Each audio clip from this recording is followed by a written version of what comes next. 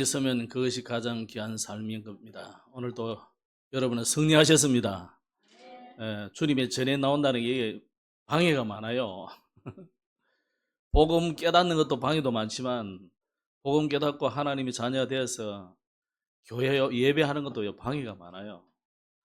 건강이 안 좋아서 못 오게도 만들고 또 이 목사도요 설교하려면요 집안에서부터 심해요. 그러니까 어젯밤부터 그냥 계속 결박 기도를 많이 해야 돼. 결박 너무 하다가 저는 3시 넘어 잤어요. 일 끝났는 거 싶어서 보니까 여러분들 그 기부금 영수증을 안 해놨더라고. 그래가지고 물론 자료는 다 이제 재정부 장로님이 해주셔가지고 넘겼는데 그 찾아가 이제 다 하다 보니까 3시 넘더라고. 그래도 뭐 생생하게 괜찮죠 아직. 예. 오후 되면 또 어떨지 모릅니다. 이해를 하십시오. 지금 지난주에 이어서 계속 지금 구원에 대한 이야기가 나오고 있습니다. 지난주는 이것이 나의 구원이 되리라 그런 말씀을 했죠. 어떻게 보면 욥의 그 경건, 우리가 생각하는 경건 말고 하나님 앞에서의 삶, 이게 사실 경건인데 하나님 앞에서 내가 서 있다는 그 자체가 그 경건한 삶이 구원이다. 그 구원을 말하는 것은 불신자가 하나님 자녀 되는 구원을 말하는 게 아니라 지금도 나의 구원이 이루어져 가고 있잖아요. 그죠? 그런 부분을 의미한다고 봅니다. 어떻게 보면 이제 신학적으로 보자면 성화되어져 가는 과정, 이렇게 볼 수 있겠죠. 이미 저와 여러분은 하나님 자녀로 거룩하게 되었지만, 이제 거룩한 그 사람으로 천국 백성하고 들어갈 수 있는 온전한 사람으로 점점 만들어 가는 겁니다. 그러면 지금 딱 예수 믿고 영접해서 하나님 자녀 되다 못 가느냐? 그런 건 아니에요. 두 가지예요. 딱 목숨이 끊어지는 순간 하나님이 싹 바꿔가지고 데리고 가요. 그죠? 그런데 우리 이 땅에 살면서 전도하고 또 많은 사람에게 선한 영향력을 입혀야 되기 때문에 하나님이 여러분을 점점점 변화시켜 가는 것입니다. 그걸 성화 과정이라고 해요. 그 과정의 끝이 영화입니다. 그렇게 됩니다. 자, 그러면 지난주 우리가 하나님이 이것이 나의 구원이 되리라 했는데 우리 장로님 기도하신 대로 불신자들은 지금 우리에게 뭔가가 요구하는 게 있어요. 그죠? 그게 자기들은 사실은 그게 답을 찾아야 되는데 이 사람들은 답을 찾지 않고 그냥 편안함, 평안이 아니고 편안함, 뭔가 위로되고 뭔가 힘이 되고 유해지 음악 같은 거 들어보면 힘이 돼요. 위로가 돼요. 똑같은 이야기 또 이 노래를 들어보면요 굉장히 위로되는 것 같아.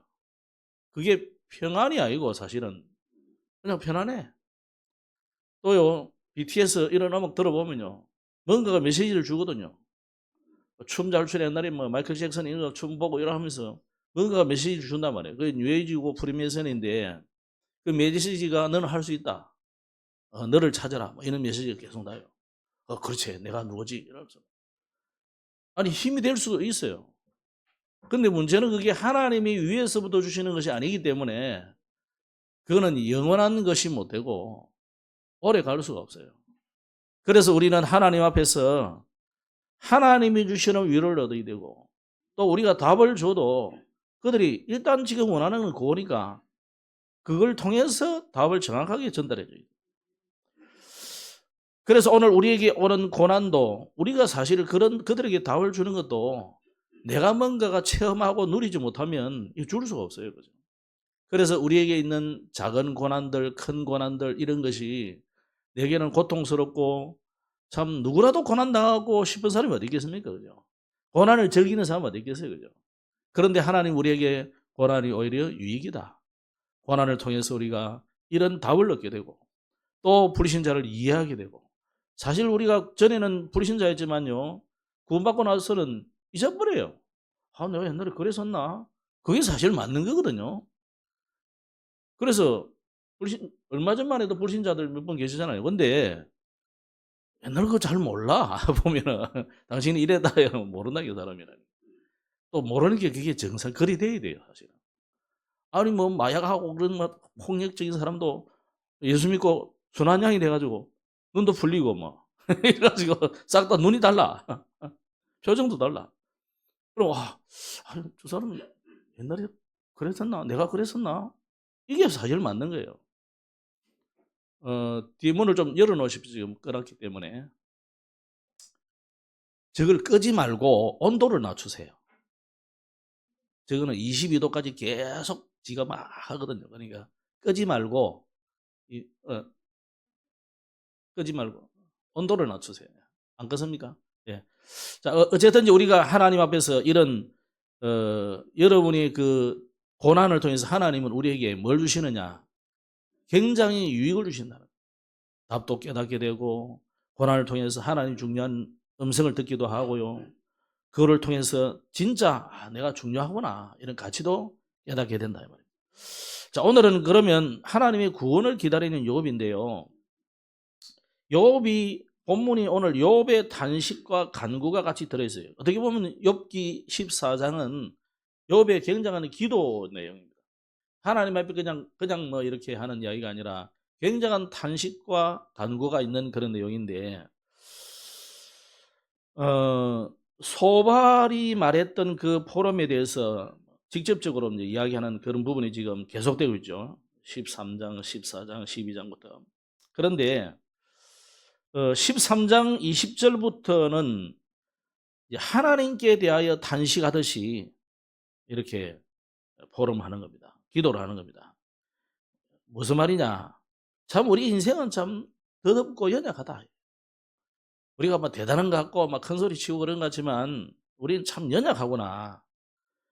모든 사람이 다 타락했기 때문에 고난에 대한 새로운 시각으로 바라보게 된다는 것을 이야기하고 있습니다. 그래서 자, 그러나 욥은 자신이 왜 끊임없이 이렇게 고통을 받아야 되는지 근본 이유를 모른다 그랬어요.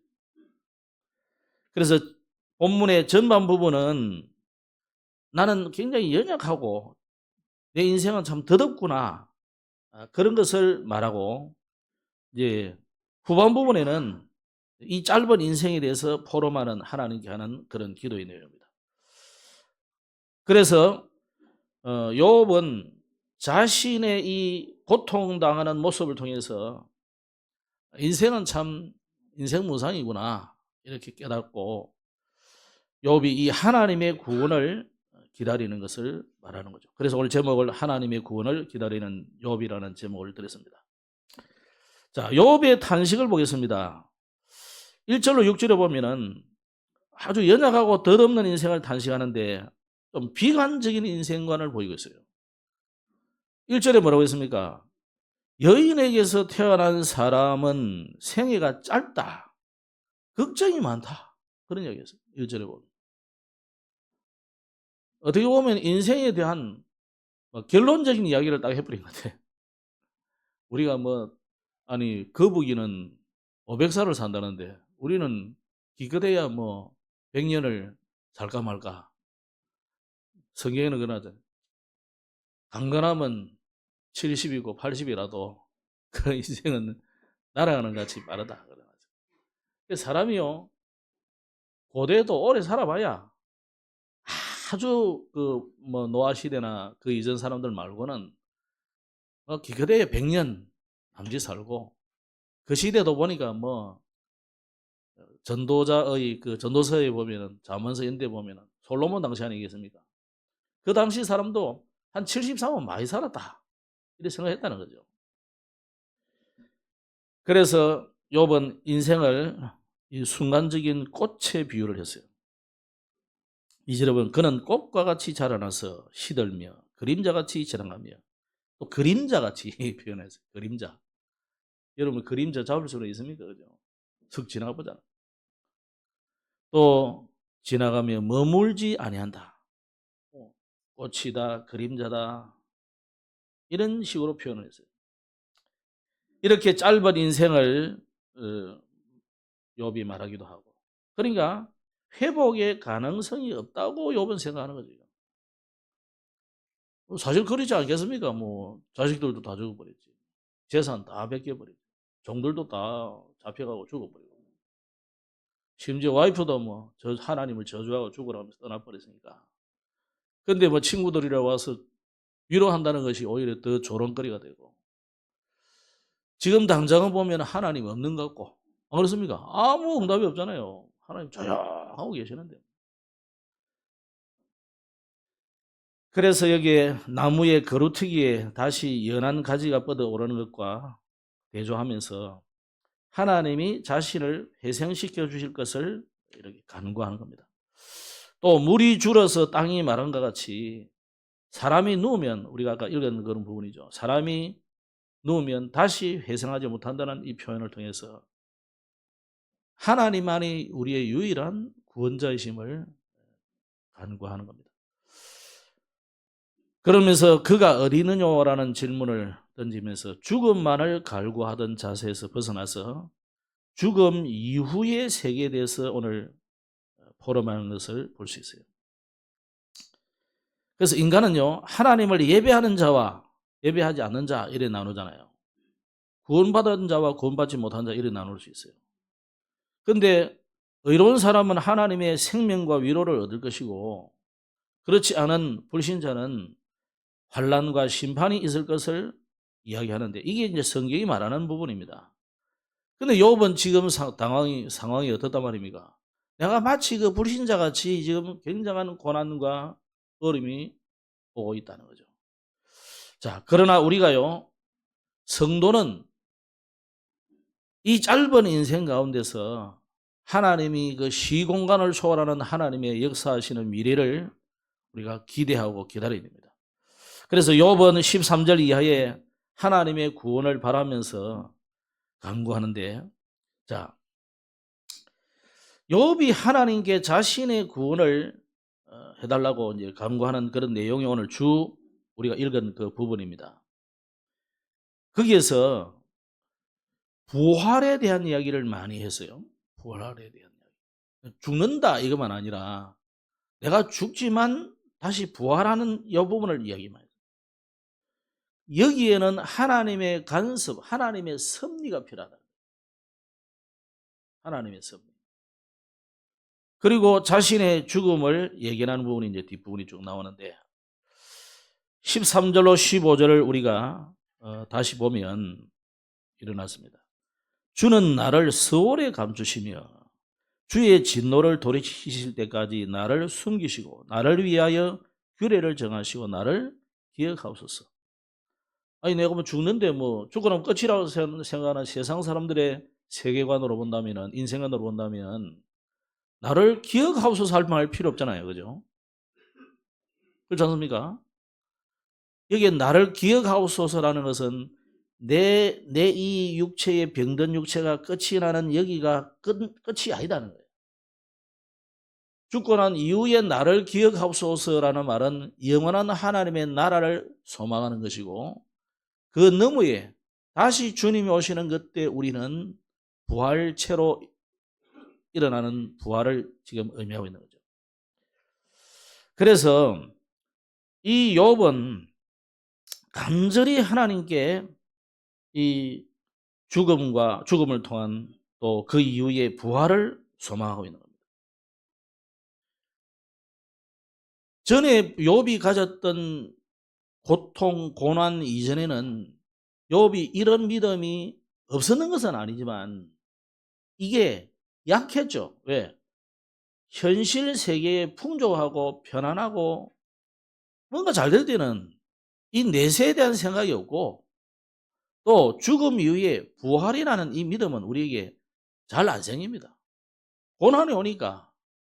자, 그래서 우리나라 사람들 주로 인사하면 옛날의 인사는 뭡니까? 식사하셨습니까? 또 잘 주무셨습니까?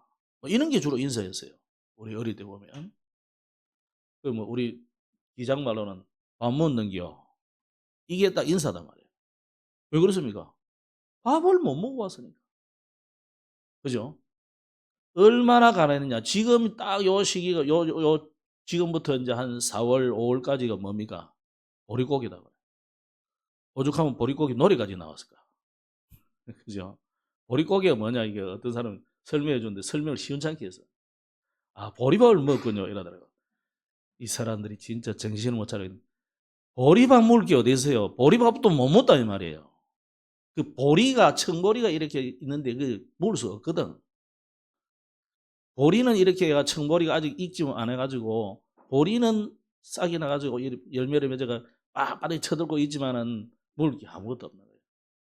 심지어 우리 어머니는 그 보리밭에 가면은 이렇게 작은 막 자작하게 잔디도 이런 막 자라는 게 있어요. 그것도 뜯어 먹었다더라고. 한 번씩 뜯어 주는데 맛은 별로 없어요. 얼마나 없으니까 그것도 뜯어 먹었다는 거예요. 그 촉은 목피로 연명했던 시절이 보릿고개예요. 우리는 장난삼아 그 소나무 그 가지 잘라가지고 껍질 벗겨서 막 달달하다서 핥아 먹고 길에 뭐 필이라고 뭐 이렇게 풀 뽑아가 달게 먹고 우리 장난삼아 보세요. 그 정도는 아니었으니까 그래도 우리는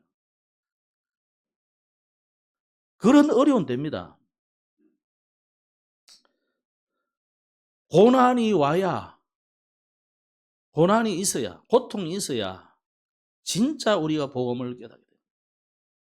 고난이 이전에는 복음이 깨달아지지 않아요. 그래서 죄가 많은 곳에 은혜가 넘쳤다고 하는 것은 죄인이 아닌 사람, 나는 어렵다 생각하고 그냥 보통 사람들은 예수 믿으세요. 그럼 예, 예수님 어떨까요? 이름 믿는 사람은 순순히 믿는 거 잘 믿는 것 같지만 그게 복음이 깊이 안 들어가는 거예요. 그런데 세상을 모질게 살아보고 세상을 또 하여튼 희양찬란하게 살아본 사람은 이 세상의 것은 덧없다는 것을 깨닫기 때문에 정말 복음이 귀중하게 보이고 가치 있게 보이고 위대하게 보이고 오직 이거 아니면 안 되구나 이래 보이는 거예요. 그래서 어떻게 보면 우리 다락방 멤버들이 좀 이 수준이 떨어지게 보이고 또 어떻게 보면 좀 말도 거칠고 또 메시지 전할 때도 너무 직설적이고 하는 것은요. 이 복음이 너무 강하게 내게 와닿기 때문에 그리 오는 경우가 많아요. 그걸 바꾼다는 것은 쉽지 않고 그걸 너무 부드럽게 지식인을 만나면 지식인에게 바울처럼 무식한 사람이 무식한 사람에게 이렇게 다 해줄 바울 수준처럼 되려고 하면 오래 걸리고 안 될 수가 있어요. 왜냐? 복음이 내게 어마어마하게 강하게 부딪혔기 때문에. 자, 그러면요. 오늘 욥도 마찬가지예요. 이 고난이라는 굉장한 고통, 나중에 심지어 죽음을 생각할 정도로 절망적이잖아요. 그 절망을 통해서 하나님이 내게 준비한 이 복음의 뭐랄까 열매라 할까 꽃이라 할까 그게 부활입니다. 그죠? 불신자들은 절망으로 생각하고 영원한 지옥, 서울이라는 단어를 썼어요. 서울은 뭐 지옥이라는 단어로 표현되기도 하지만 오늘 욥이 말하는 것은 그냥 죽음이라 생각합니다. 죽음 정도로 보면 돼요. 쉽게 말하면 내가 지금 이 모습을 이래가 죽음으로까지 가지만 하나님은 내세와 미래의 영원한 부활의 채로 우리를 부활시킬 것이라는 이 믿음이 욥에게 왔다. 대전환이 일어난 거죠. 그러면서 아까 말한 것처럼 하나님의 섭리, 하나님의 간섭, 지금 내가 아무것도 할 수 없잖아요. 욥이 지금 뭘 할 수 있습니까? 마치 몸까지도 병이 들어가지고 이래가지고 피부병이 와서 요즘 말하면 뭐 문둥이에요. 그걸 보면 돼요. 미안합니다만 그 단어를 써서 미안한데 어쩌겠어요. 우리 옛날에 다 문디기 했잖아요. 문디 자석 요거 하고 새가 만마리 빠질러 요거 했거든. 근데 욥이 지금 그런 꼴이에요. 그런 꼴이지만 하나님께서는 여기에 간섭하신다면 지금 처한 현실에서 나는 아무것도 할 수 없는데 이런 욥을 하나님께서 구원하시는 하나님의 섭리가 필요합니다. 그죠? 하나님의 은혜가 필요해요. 하나님의 구원의 섭리가 필요해요. 그래서 18절 이하에는 다시 자신의 죽음을 이렇게 예견하면서 나무에 비유를 했어요. 나는 더 이상 소망이 없구나. 이를 보면은 욥이 지금 너무 고통스러우니까 조금 왔다가 이래 해요. 그러니까 욥이지. 뭐 절대 안 흔들리고 딱 그런 거 보면요. 뭐 욥이 그리스도입니까? 그죠? 욥도 흔들렸어요. 여러분 흔들립니까? 정상입니다. 흔들리는 게 정상이에요. 너무 안 흔들린다. 나중에 자기의가 될 수 있어요. 때로 흔들리고 뭐 이럴 수도 있어요. 저럴 수도 있어요. 그러나 우리는 언약 제대로 붙잡고 하면 됩니다. 그래서 오늘 여러분 다 설명할 필요는 거의 없어요. 쭉 자세히 조용히 읽어보면 이해됩니다. 그러면 이런 어마어마한 현실 앞에서 인생에 대해서 한마디로 딱 현하잖아요. 너무 짧고도 너무 고통스러운 이 현실 앞에 우리는 하나님이 우리를 구원해 주시지 않으면 안 된다는 이 욥의 간청입니다. 마찬가지로 불신자들도 저 불신자의 상태 6가지 절대 빠져나올 수가 없어요. 왜? 신분 소속 자체가 마귀 자녀잖아요. 그러니까 불신자들이 우상숭배하고 굿하고 점치러 가고 당연한 거예요. 안 가면 얼마나 불안하겠어요. 그래서 그들을 욕할 일이 아니고 정말 오직 안 해도 되는 길, 해방되는 길, 빠져나오는 길 있음을 이야기해 줘야 돼요. 그래서 그들은 어쩔 수 없이 그래 해보지만 사단에게 노예로 사로잡혀가지고 육신에 정신에 미래까지 후대까지 문제가 올 수밖에 없는 거잖아요. 그래서 진짜 불신자들에게 필요한 것은 여호와의 구원이다. 예수라는 이름 자체가 뭐예요? 여호와의 구원이에요. 여호수아라는 이름 자체가 뭐예요? 여호와의 구원이에요.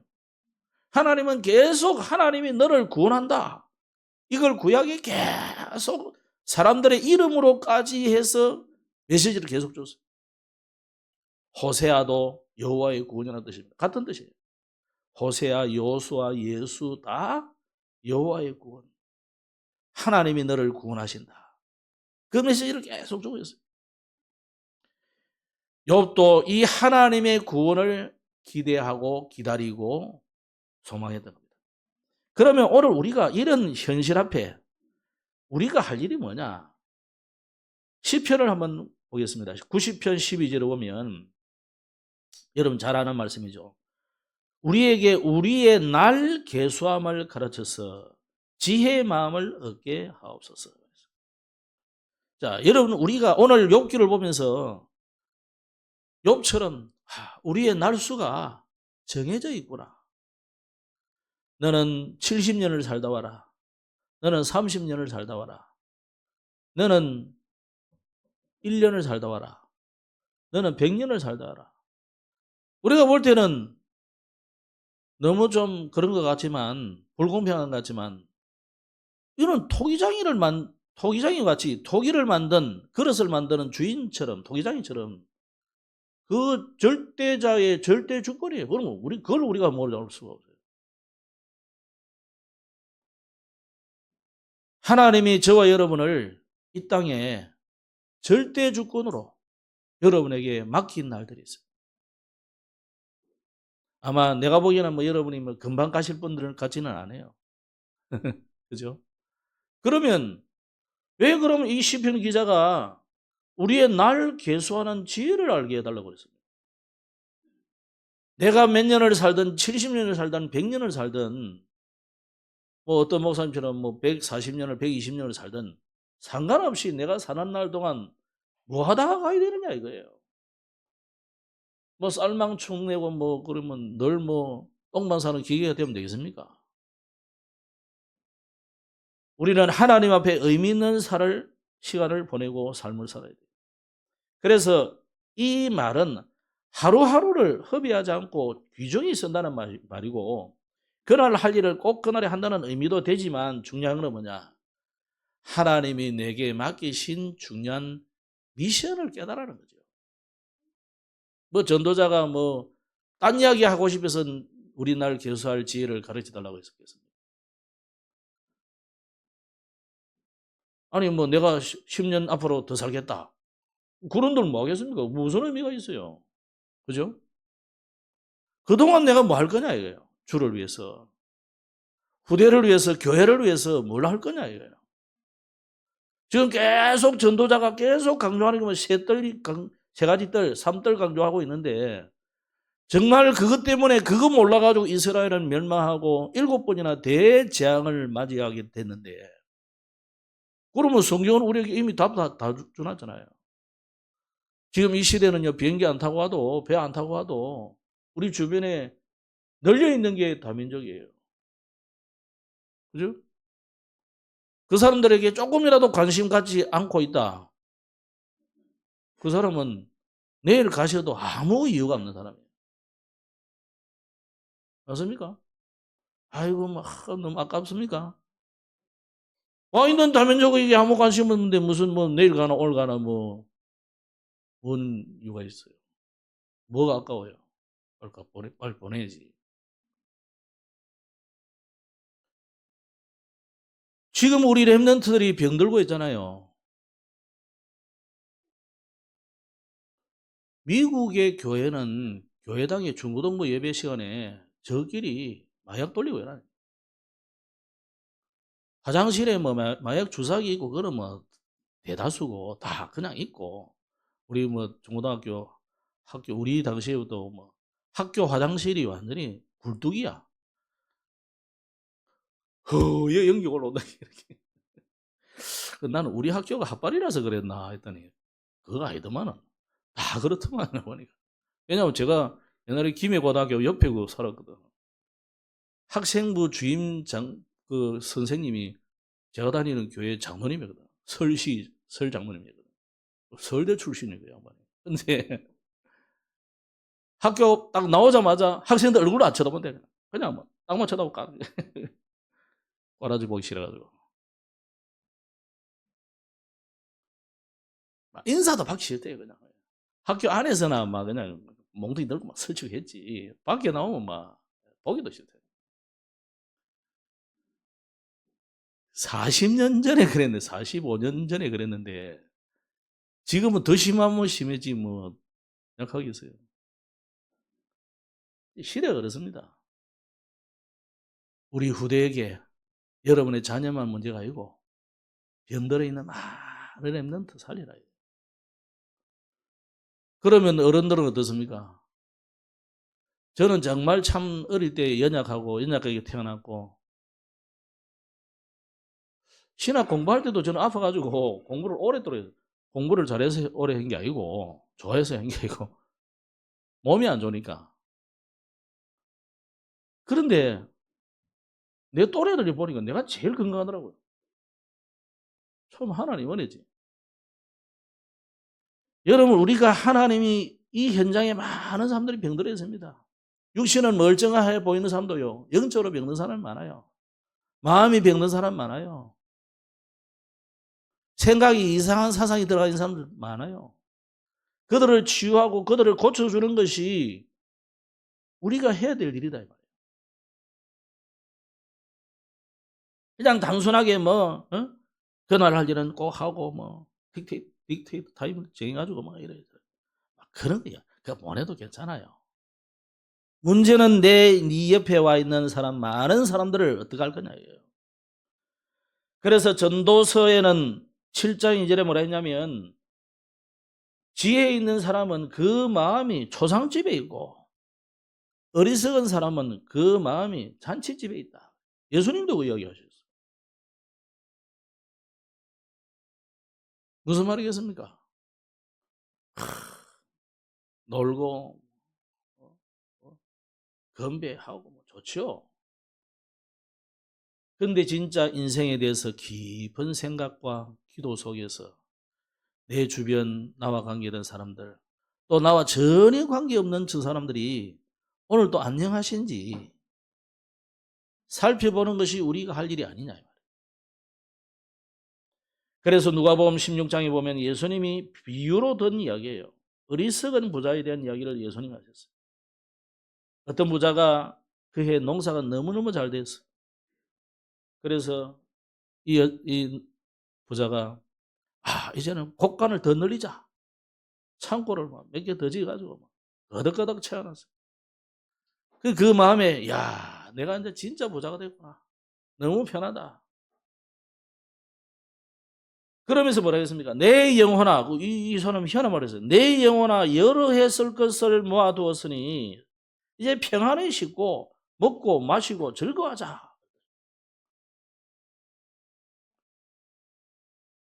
근데 하나님은 그때 말합니까? 예수님이 네 인생, 네 생명을 지금 오늘 밤에 찾으면 네 생명이 누구 것이 되겠냐. 오늘 우리가 욥의 이 고백과 기도를 통해서 우리가 정말 우리 인생을 생각하셔야 되고, 하나님이 내게 맡기신 미션, 내가 고통 그게 고통이 아니다. 그게 문제가 아니다. 내가 지금 좀 안 되고 이게 문제가 아니다는 거예요. 하나님은 나를 통해서 생명이 살아나고 복음이 증거되고 나를 통해서 주변 사람들 후대를 살리는 이 일이 내게 주신 미션임을 제대로 알고 그거 하기를 바라는 겁니다. 예수님이 그 부자를 어리석다고 한 이유가 뭡니까? 막 곡식을 창고에 쌓아놓고 막 창고를 늘리고 이걸 어리석다 한 게 아닙니다. 무슨 말입니까? 자기 날수가 한정된 것도 모르고 욕심 부리고 시기하고 싸우고 모략하고 중상하고 어떤 데는요 살인 강도질도 하는 게 이 세상이잖아요. 우리도 불신자와 똑같이 그래 살면 안 되는 겁니다.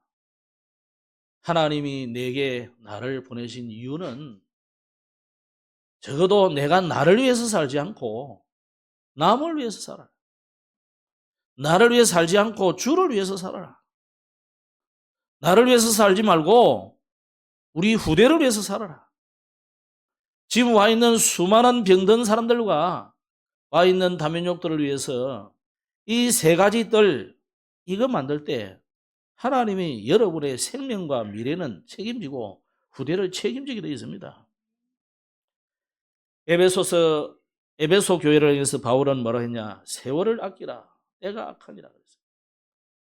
서양 속담에는 시간은 돈이다 그랬죠. 시간은 돈 정도가 아니고 생명입니다.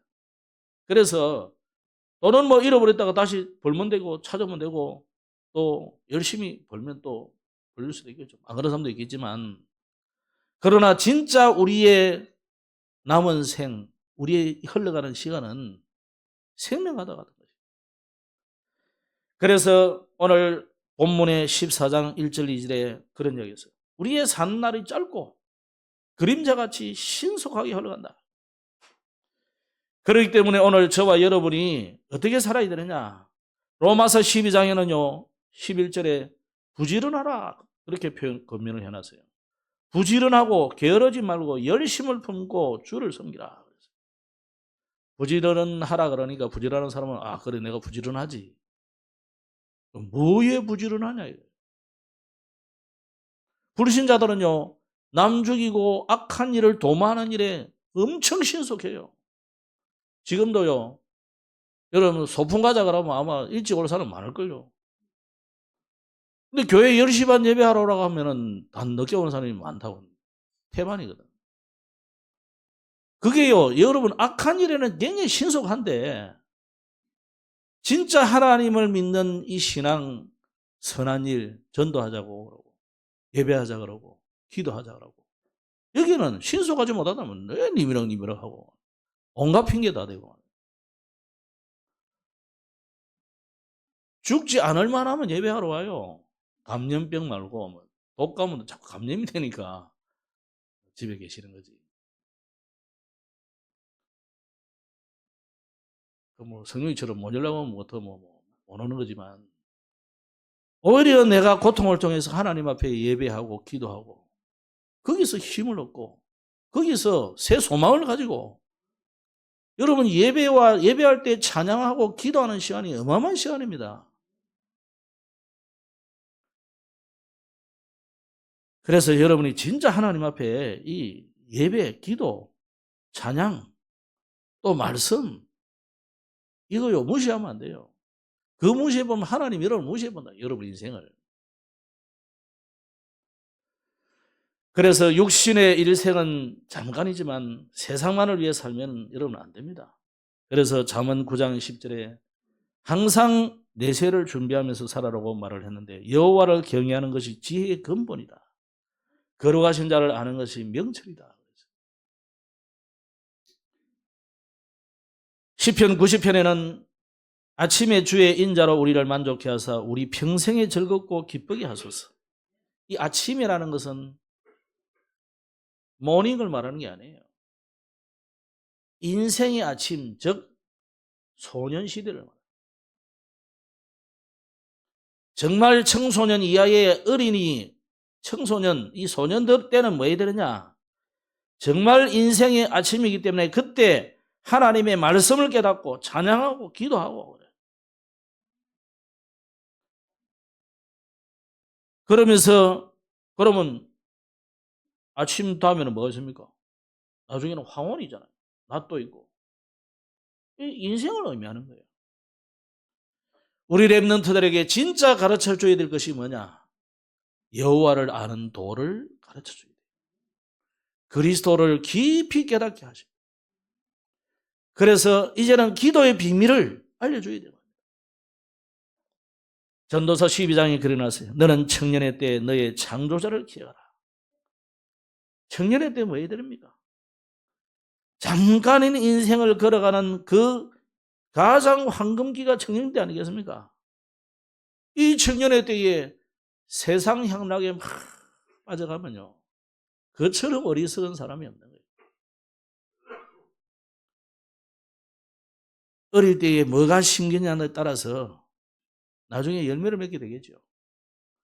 청년의 때는 사실은 이제는 마지막 때라고 보면 돼요.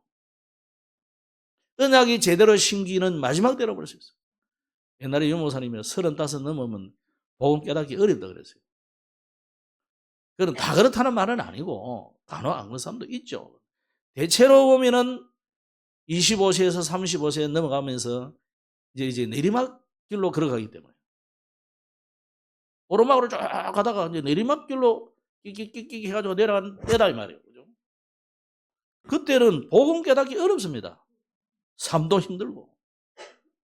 그래서 어릴 때에 좀 못 깨달아도 복음을 깨닫도록 예배와 기도와 여기에 계속 인도받게 해라.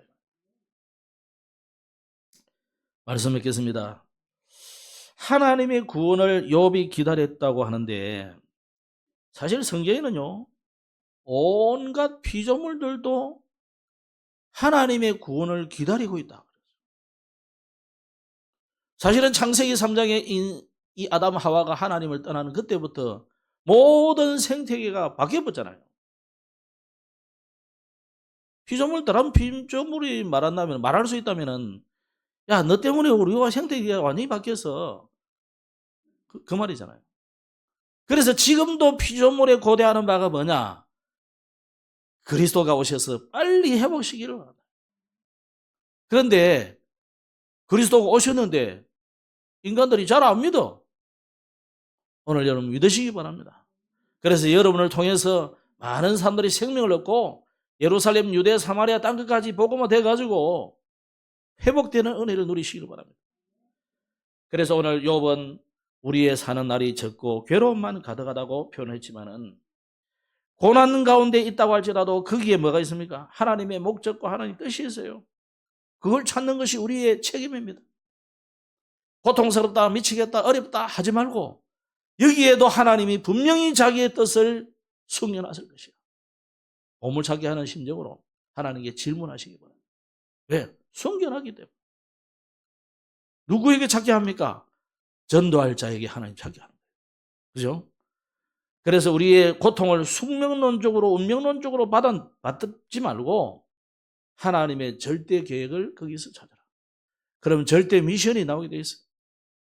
그럼 거기서 하나님이 절대 축복을 준비해놨다. 모세가 큰 사명을 받은 것이 어디입니까? 뭐 호화롭게 궁전에 있을 때는 못 깨달았어요. 어릴 때 엄마가 이야기해 주는 이야기 못 깨닫는다니까. 언제 깨닫습니까? 쫓겨나가지고 광야에 있을 때, 양칠 때. 내 재산이 있습니까? 다 처가집 재산인데 그죠? 거기서 모세가 깨달아졌다. 엘리야도 마찬가지 아닙니까?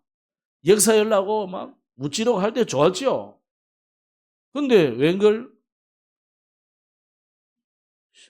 세상 돌아가는 게 그래 안 돌아간다니까요. 이제 뭐 이 라합 뭡니까? 갑자기 생각이 나. 이세벨. 이세벨이 죽이겠다고 막 잡아오고 그러니까요. 잡으러 오고 그러니까. 엘리야가 도망쳐가지고 조그마한 로뎀 나무가 큰 나무가 아니에요. 조그마한 나무에 숲을 비슷해. 워낙 뭐 없는 나무가 없는 지역이니까. 그 숨어가지고 네 이제 뭐 할 일 다 했습니다. 주님 죽여주십시오. 이게 뭐 그 어마어마한 엘리야가 할 말입니까, 그죠? 근데 하나님 그때 하나님이 깨닫게 하시다.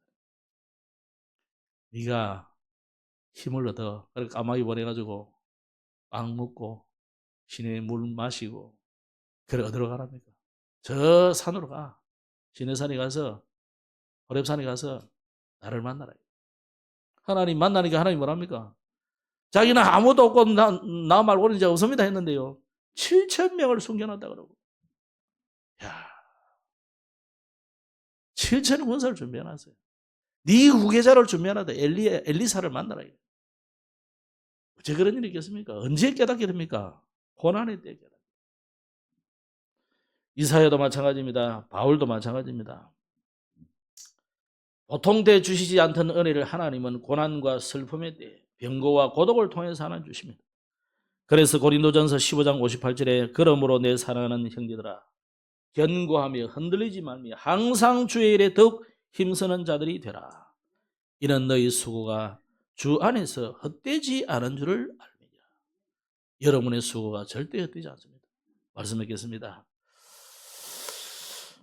지금 제123 RUTC 응답의 시작 어떻게 하면 좋겠습니까? 빛의 성전을 회복하라. 또 빛의 경제를 회복하라. 참된 부흥이 일어나도록 빛의 이정표를 세워라. 좀 기도 많이 하면서 응답 받아야 되겠고, 어제는 그런 이야기 했어요. 전도자의 사명이 뭐냐? 빛으로 흑암을 막는 것이다. 오늘 욥기를 통해서 하나님이 우리에게 뭘 깨닫게 하겠습니까? 전도자가 깨달아야 될 사명, 여러분이 깨달아야 될 사명입니다. 나의 집에서, 나의 가문에서 뭘 깨달아야 되느냐? 여러분의 업의 현장에서 많은 사람을 만나는 그 광장과 같은 현장에서 뭘 깨달아야 되겠느냐? 교회에서는 내가 할 일이 뭐냐? 여러분, 우리는 저를 비롯해서 우리 모두가 다 대접받는 사람이 아니에요. 우리 모두가 섬기는 자예요. 그래서 집사님들 집사잖아요, 집사. 고양이한테는 집사이지를 잘하면서 교회 와서는 집사를 안 하려고 그래. 걔한테는 그렇게 집사 노릇을 하지도만은 교회에서는 안 해. 집사예요, 집사. 그럼 장로님은 뭐냐? 하고 뒷걸음치고 있는 게 아니고, 장로는요, 교회의 여러분 대표들이에요. 대표자들이 가만히 있으면 안 돼요. 그래서 여러분 중직자는 무거울 중자잖아요.